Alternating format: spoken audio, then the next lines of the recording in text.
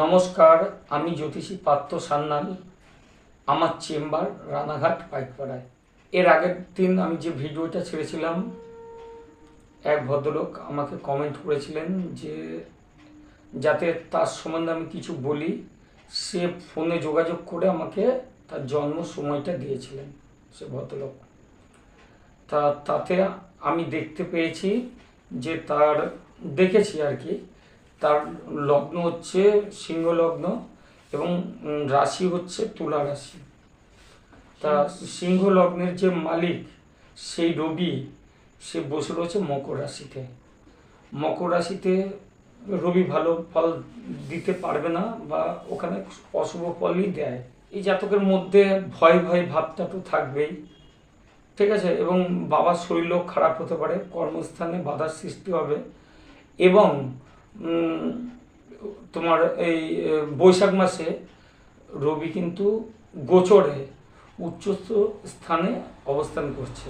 রবি গ্রহ যতই উঁচু স্থানে অবস্থান করুক, মেষ রাশিতে তার নিজস্ব জায়গায় উচ্চ স্থানে সে রয়েছে, কিন্তু জন্মকুণ্ডলিতে কিন্তু তার নেগেটিভ ফল পাচ্ছে। যেহেতু মকর রাশিতে রয়েছে, সেহেতু সেখানে মানে রবি কিন্তু শুভ ফল দিতে পারবে না। আমি দেখতে পাচ্ছি যে এই ভদ্রলোকের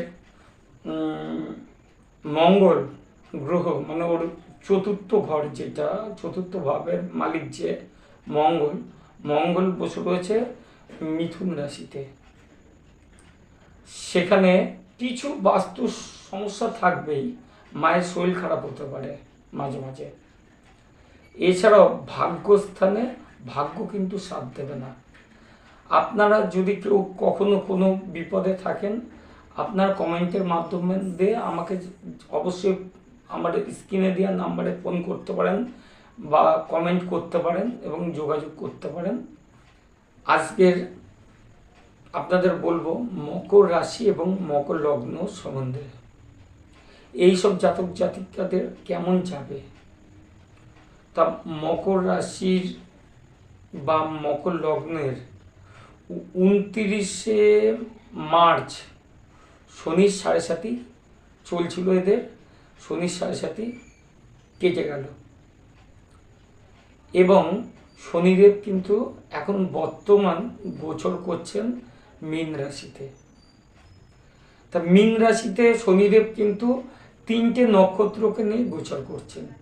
মীন রাশিতে 3টে নক্ষত্র থাকে। একটা হচ্ছে পূর্ব ভাদ্রপদ নক্ষত্র, বৃহস্পতি নক্ষত্র কিন্তু, আর একটা উত্তর ভাদ্রপদ নক্ষত্র, শনির নক্ষত্র, এবং রেবতী নক্ষত্রে এটা বুধের নক্ষত্র। এই 3টে নক্ষত্রকে নিয়ে কিন্তু শনিদেব এই 2.5 বছর, টোটাল 2.5 বছর এই মীন রাশিতে গোচর করবেন। এবং শনি, রাহু, শুক্র বর্তমানে 25 নম্বর নক্ষত্রে অবস্থান করছে। বুধ 26 নম্বর নক্ষত্রে অবস্থান করে আছেন। এই নক্ষত্রের অধিপতি হচ্ছে উত্তর ভাদ্রপদ নক্ষত্রে রয়েছেন শনির নক্ষত্র। বৈশাখ মাসে কিন্তু রবি উচ্চস্থ হয়ে যাচ্ছে, মানে মেষ রাশিতে রবি আসছে। বৃহস্পতি বর্তমানে মৃগশিরা নক্ষত্রে অবস্থান করে রয়েছেন। মৃগশিরা নক্ষত্রের মালিক মঙ্গল। কর্কট রাশিতে মঙ্গল কিন্তু নিম্নস্থ অবস্থায় চলে আসবেন। বৃহস্পতি বর্তমানে মৃগশিরা নক্ষত্রে অবস্থান করেছেন। মঙ্গল গ্রহ নিম্নস্থ অবস্থায় কর্কট রাশিতে অবস্থান করবেন এবং 8 নম্বর নক্ষত্রে অবস্থান করবেন। কেতু গ্রহ 12 নম্বর নক্ষত্রে অবস্থান করেছেন কন্যা রাশিতে। 29শে মার্চ থেকে শনি গ্রহ কিন্তু পূর্ব ভাদ্রপদ নক্ষত্রকে নিয়ে অবস্থান করবেন এবং বৃহস্পতির নক্ষত্র। মকর রাশি এবং লগ্নের তৃতীয় পতি এবং দ্বাদশপতি বৃহস্পতি। বিবাহে বাধা হতে পারে, প্রেমে বাধা, আত্মীয়দের সঙ্গে মতবিবাদ হতে পারে, অর্থের অপচয় হতে পারে।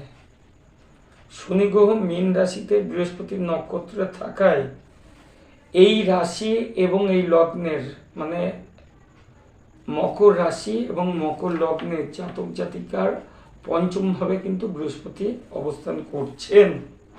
তা সেহেতু শিক্ষায় কিন্তু অনেকটাই উন্নতি দেখা যাবে। পিতা ও মাতার শরীরের দিক শুভ, অর্থের দিক শুভ আছে, সন্তানের পড়াশোনা এবং স্বাস্থ্যের দিক শুভ। শনি গ্রহ ধীরে ধীরে কাজ করে, মানে খুব স্লো প্ল্যানেট তো, তা শনি গ্রহ কিন্তু ধীরে ধীরে কাজ করে, খুব স্লোভাবে কাজ করে।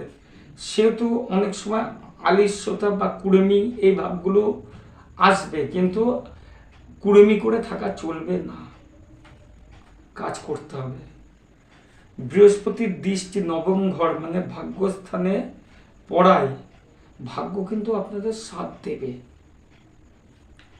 আপনাদের ষষ্ঠম ঘরের মালিক অশুভ থাকায় রোগের সমস্যা কিন্তু বৃদ্ধি হতে পারে বা ভুগতে পারেন, কিন্তু ভাগ্যপতিকে বৃহস্পতি দৃষ্টি দেওয়াতে আপনাদের রোগের যে সমস্যাগুলো অনেকটাই কমে যাবে। শনি গ্রহ যখন উত্তর ভাদ্রপদ নক্ষত্রে অবস্থান করবেন তখন কিন্তু এটা শনির নক্ষত্র। শনিদেব শনির নক্ষত্রকে নিয়ে কিন্তু অবস্থান করবেন, জায়গাটা অশুভ ফল দান করবেন। ভাই বোনদের সঙ্গে মতবিবাদ, অর্থ নাশ হতে পারে, শিক্ষায় বাধা এবং কর্ম চলে যেতে পারে, শিক্ষায় বাধা এবং কর্ম চলে যেতে পারে। প্রতিযোগিতা কোনো পরীক্ষায় আপনারা ফেলও করতে পারেন। নেশা বা কুসঙ্গের থেকে নেশা করবেন না, কুসঙ্গ থেকে একটু নিজেকে দূরে রাখবেন। কর্মে কিন্তু কর্মের যে ব্যবসাপাতি যাই করেন, কর্মে কিন্তু লোকসান দেখাচ্ছে, সন্তান সুখের হানি হতে পারে। শনি গ্রহ যখন রেবতী নক্ষত্রে অবস্থান করবেন তখন কিন্তু শুভ ফল দেবে। রেবতী নক্ষত্রের মালিক হচ্ছে বুধ। বুধ মকর রাশি এবং মকর লগ্নের শুভ গ্রহ, সেহেতু ঋণ শোধ আপনারা করতে পারবেন, মনে ভয় ভয় ভাবটা কেটে যাবে, লোকে সুনাম করবে, কর্মে কিন্তু শুভ, বাড়িতে শুভকর্ম হতে পারে। আত্মীয় স্বজনদের মধ্যে যে আপনাদের মতবিবাদ হয়েছিল সেগুলো কিন্তু সব মিটে যাবে। সম্পূর্ণ ভিডিওটা দেখার জন্যে অসংখ্য ধন্যবাদ। নমস্কার।